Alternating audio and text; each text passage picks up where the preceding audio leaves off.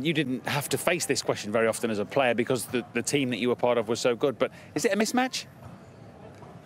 Oh, well, look, I thought it was before the series started because I was worried about the penetration and the impact the England bowlers would have on Australia's batters, and I was worried about the impact that the Australian fast bowlers would have been able to execute on the English batsmen. I thought there was a bit of a mismatch, both teams there. When Stokes was ruled out, to try and find a replacement that's going to come and have the same sort of impact on the England team that he did, I thought was too big an ask.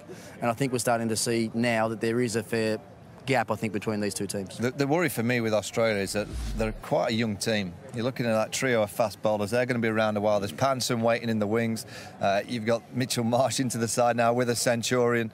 And this is the England batsman that will have to come out and face the music tomorrow. And you look at the England side, there are quite a few ageing players that aren't going to be around for that much longer. And that's going to be the difference, I reckon, going forward, that England will have to replace the likes of Broad, Anderson and Cook eventually.